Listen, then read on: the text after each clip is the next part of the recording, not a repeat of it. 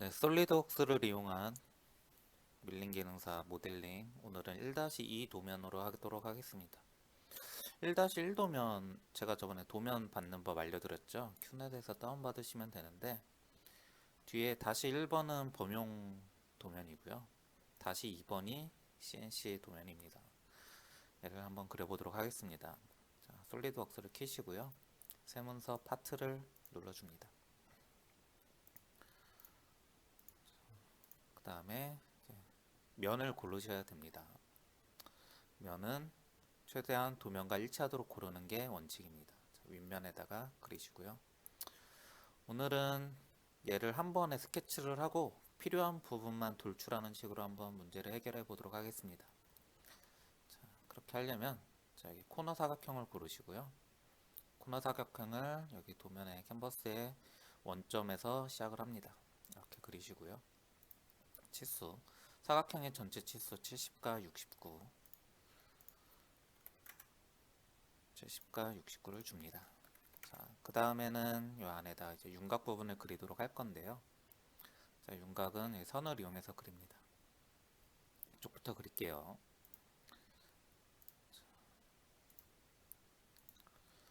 자, 이번에는 한 번에 쭉 그릴게요. 모양까지 일치를 해가면서 그리도록 하겠습니다. 자, 왼쪽 하단 부분에 여기 동그라미 있잖아요. 이런 부분 좀 복잡한데 이런 거는 그냥 간략히 그리고 나중에 원을 추가하도록 하겠습니다.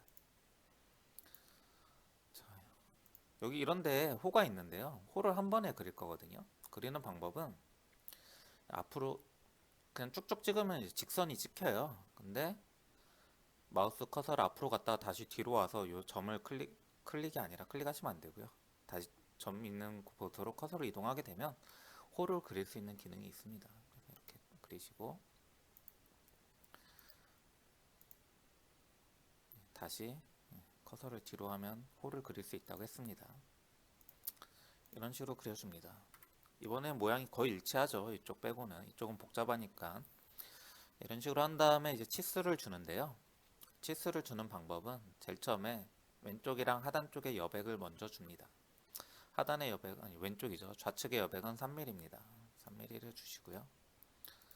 커서는 이 치수의 위치는 도면과 일치하게 놓는 게 나중에 틀린 부분 찾을 때 편하다고 했습니다. 하단부의 치수는 4mm 주시고요. 자, 얘를 먼저 주시고요. 그 다음에는 이 윤곽의 전체 길이를 줍니다. 가로 63, 세로 63입니다. 63, 세로 63. 큰 거부터 줘서 일단 전체적인 틀을 잡고요. 그 다음에 세세한 부분을 잡아 나갑니다.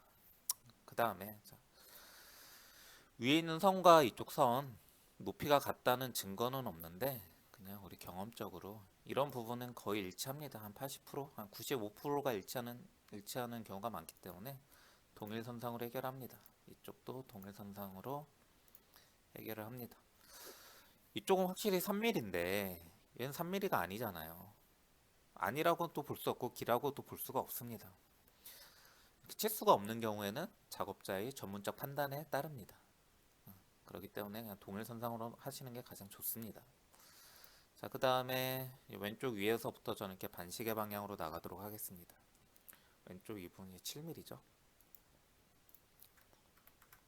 그 다음에 7mm 줍니다.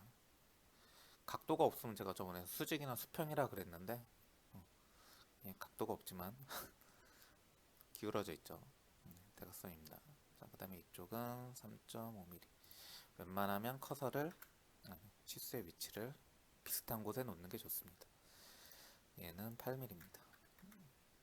그 다음에 원점과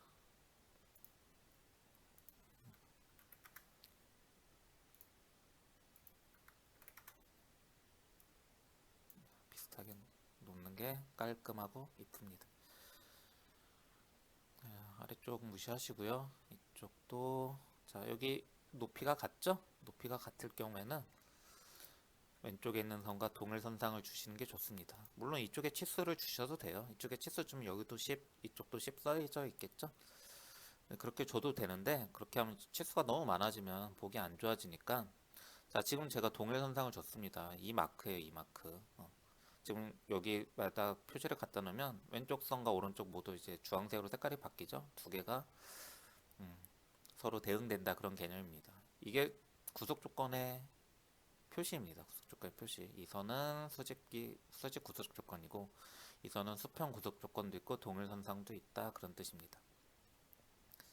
혹시 이 동일선상을 주면 안 되는데 들어갔다 그럴 경우에는 얘를 클릭하시고요. 키보드에서 딜리트 버튼, 삭제 버튼을 누르시면 지워집니다. 네, 다시 만들도록 하겠습니다. 되돌리기 할 때는 컨트롤 Z 누르시면 되돌리기가 됩니다. 아랫부분 안 좋네요. 아랫부분의 치수는 11mm입니다. 왼쪽은 11mm, 오른쪽은 10mm네요. 자, 그 다음에 이쪽 필렛의 크기는 R6이고요. 이쪽 대각선의 길이는 7. 대각선의 순수 길이가 아니라 이게 수평 거리입니다. 수평 간의 거리. 이 대각선의 순수 거리는 7.33입니다. 이 값과 이 값은 다른 겁니다. 다른 거죠. 그 다음에 이쪽 길이는 2mm. 얘는 6mm. 얘는 14mm.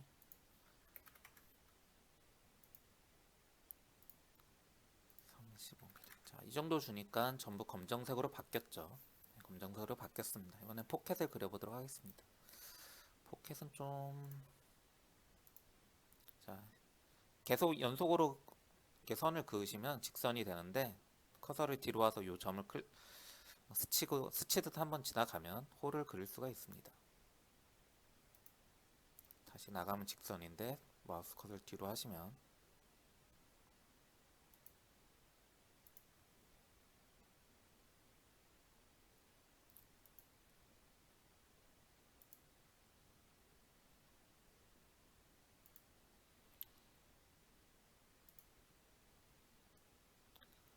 쭉 이어서 나갑니다.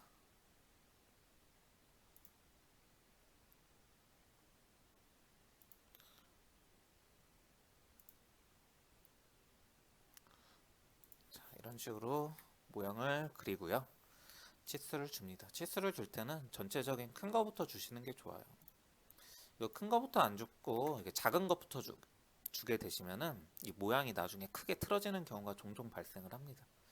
그런 걸 막으시려면 큰 거부터 주시는 게 좋습니다. 원도 그릴게요.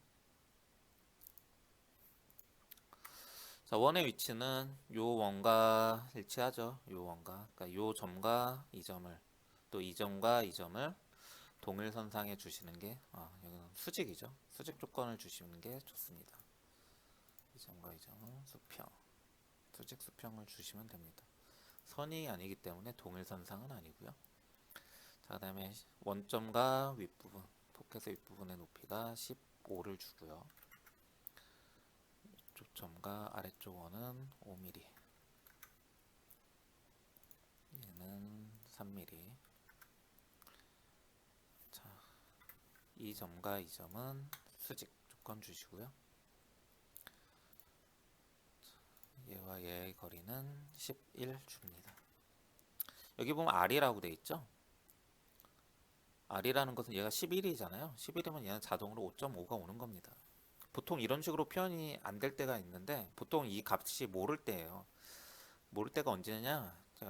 시험이 최근에 바뀌어서 이제 A, B, C형이 사라졌는데 예전에 밀린 기능사 볼 때는 등번호에 따라서 자기가 A형을 봐야 될지 B형을 봐야 될지 C형을 봐야 될지가 조금씩 달랐어요. 같은 도면인데 자기가 A, B, C냐에 따라 이런 숫자가 조금씩 달랐거든요. 그래서 A형은 얘가 11이면 B형은 10, C형은 13 이런 식으로 됐습니다. 그럴 때는 이 R 값이 바뀌잖아요. 그런 경우에 여기 R을 썼어요. 근데 이런 경우에는 이제 11이면 이 R 값은 무조건 5.5 고정이죠. 이럴 경우에는 왜 있나 모르겠는데 아마 예전 도면을 가지고 편집을 하다 보니 이런 결과가 나온 것 같아요. 자, 이쪽 원은 5.5고요.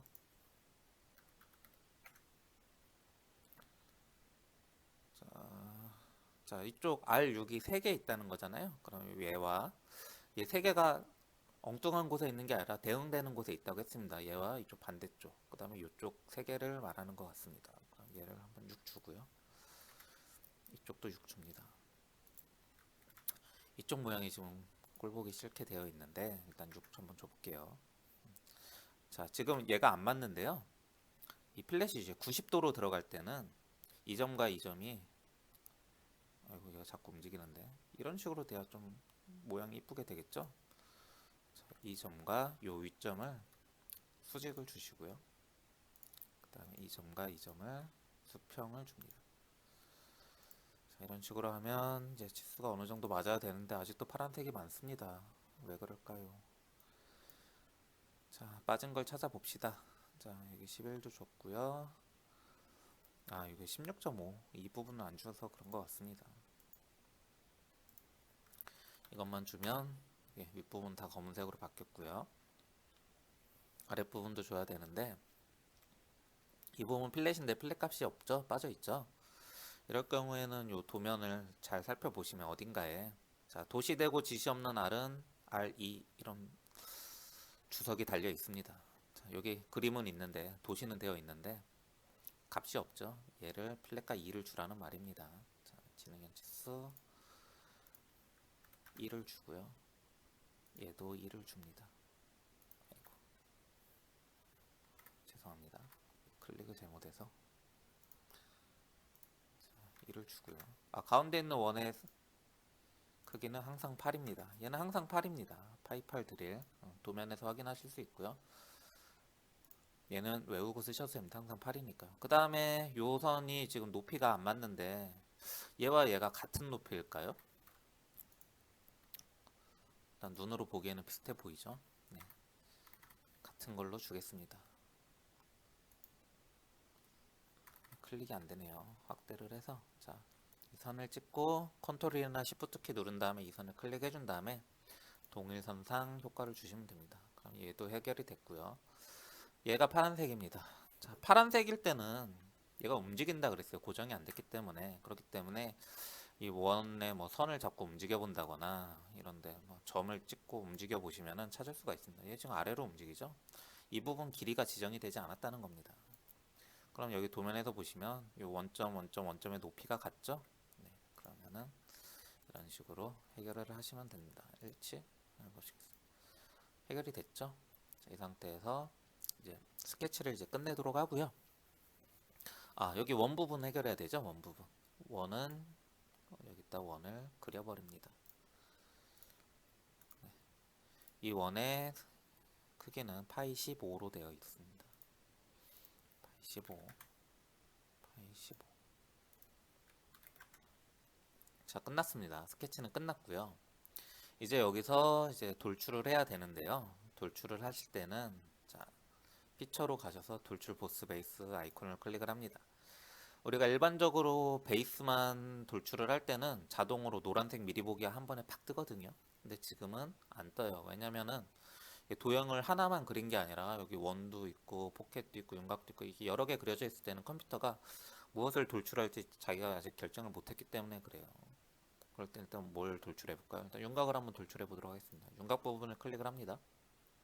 노란색으로 이렇게 돌출할 거라고 얘가 알려주는데요. 이제 기본값이 10으로 설정이 되어 있어서 10mm인데, 자, 저는 여기 왼쪽에 도면 보시면은요 5mm만 돌출을 할게요. 5mm 5mm 돌출하고 확인을 누릅니다. 자, 그럼 윗부분 윤곽 부분은 생겼고요. 밑에 베이스 부분이 없죠. 자, 베이스 부분은 어떻게 돌출하느냐, 지금 우리가 얘를 윤곽을 돌출하면서 보스 돌출 1이라는 게 생겼어요. 지금 만든 게 돌출 1입니다. 그 앞에 더하기 버튼이 있죠. 더하기 버튼을 클릭을 하시면 밑에 스케치 있어요. 지금 우리가 작업한 게 쭉 스케치입니다. 이 스케치를 활용해서 두 번째 돌출할 겁니다. 또 돌출 버튼을 누릅니다. 이번에 또 뭐 돌출할까 물어보는 거예요. 이럴 땐 뭘 누르냐, 자, 요 윤곽 바깥 부분을 한번 눌러볼까요? 그럼 요만큼은 돌출이 됩니다. 이렇게 돌출하면 안 되고요. 자, 여기다 우클릭 하셔서 삭제, 삭제. 자, 뭘 돌출하느냐, 요 네모 선을 클릭을 하세요. 네모 안쪽에 면을 클릭을 하시는 게 아니라 요 네모의 선을 클릭을 하시면 요 전체가 돌출이 됩니다. 근데 이제 위쪽으로 돌출하시면 안 되죠. 윤곽이 위쪽으로 됐으니까 이번엔 아래쪽으로 돌출할 겁니다. 돌출 방향을 바꾸는 방법은 여기 방향이라고 되어 있는데 화살표 버튼이 있어요. 반대 방향이라고 한글로 뜨죠. 얘 누르시면 됩니다. 돌출의 방향을 우리가 제어할 수가 있고요. 그 다음에 여기 보시면 화살표가 있어요. 화살표 위쪽으로 하면 위쪽으로 돌출, 얘 반대 방향 버튼은 아래쪽으로 돌출이 되죠.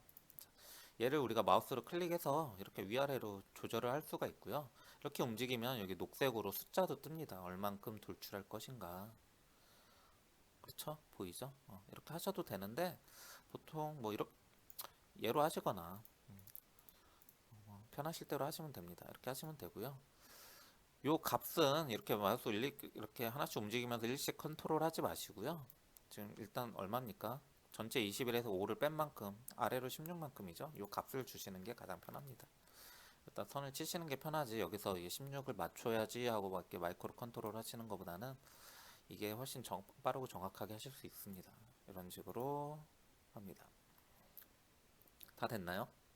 여기서 다 됐다고 아마 착각하시는 분들이 아마 있으실 건데 겉보기에는 비슷한데 여기 포켓 보시면 포켓과 윤곽 부분의 높이는 다릅니다. 가장 위에서 볼 때 포켓은 안으로 4mm 들어간 거고 윤곽 5mm 들어간 겁니다. 여기랑 여기랑 1mm 차이가 나고요. 포켓 부분은 우리가 정밀 측정하는 분야 중에 얘는 측정 평가 부분의 하나입니다. 여기서 1mm 차이가 나게 되면 여러분들은 실격입니다. 그렇기 때문에 포켓 부분에 신경을 써주셔야 되고요. 자, 어떻게 하느냐 아까랑 똑같아요. 여기 아까 첫 번째 돌출 앞에 스케치 있죠?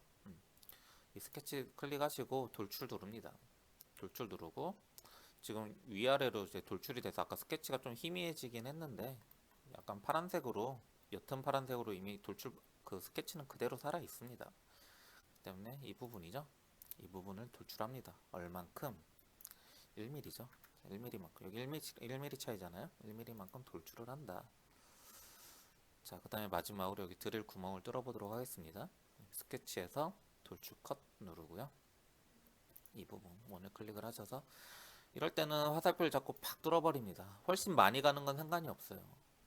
조금만 가면 문제가 생기겠죠. 관통이 안 되니까. 하지만 많이 가는 건 상관이 없습니다. 이 부분은 어차피 허공이라 돌출을 하든 말든. 짠 이렇게 하시면 이제 거의 다 완성이 됐고요.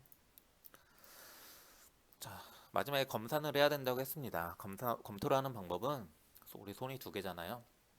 왼손은 모니터에다 대시고요. 오른손은 종이 도면에다가 댑니다. 저는 커서로 할게요. 똑같은 곳에 대고 눈으로 양쪽을 번갈아 가면서 보면서 필렛이나 뭐 빼먹은 거 없나 쭉쭉쭉 봅니다. 지금 이 부분이 빠졌어요. 이 부분 여기 필렛이 들어가야 되는데 이 부분 제가 안 줬죠. 이쪽도 마찬가지입니다. 그 다음에 다른 것도 있나 봅니다. 자, 포켓도 한번 보고요. 자, 이 부분이 빠졌으니까 이 부분을 보강을 할게요. 이 부분 얼마로 해야 됩니까? 여기 분명 그림은 있는데 치수가 없죠? 근데 아까 주소가 있다고 했잖아요. 도시되고 지시 없는 R은 R2. 자, 여기 그림은 있지만 값이 없는 것은 R2 줍니다. 필렛에서 필렛 값을 먼저 주세요. 필렛 값을 먼저 주시고 그 다음에 이 선을 클릭을 하면 됩니다. 이게 안 되시는 분들 여기 미리 보기 체크하셔야 됩니다. 이런 식으로 하시고 확인 누르시면 또 아이고 잘못 눌렀네요. 다 하셨으면 또 검토를 해보시기 바랍니다. 그 다음에 자 모델링만 목적이면 여기서 끝인데 우리가 캠 작업까지 염두를 하실 때는 여기서 여기 구멍에 진입할 수 있는 진입점을 하나 주셔야 됩니다. 자, 맨 위에다가 점을 하나 찍을 건데요. 가장 윗면 클릭하시고요. 마우스 클릭하시고 스케치 오셔서 점을 찍습니다. 왜 점이 사라지? 여기 원점이 보여야 되는데 자 여기 마우스 원에다 갖다 대시면 여기 중심점이 나타납니다. 여기다가 점 찍고요. 확인. 그 다음에 ESC 누르고 봅니다. 여기 점이 있어요. 위에서 볼 때 딱 원의 가운데 있습니다. 그 다음에 여기서 반드시 스케치에서 빠져나가기 누르시고요. 이렇게 되면은 캠을 하기 위한 모델링 작업이 완성이 됐습니다. 수고하셨습니다.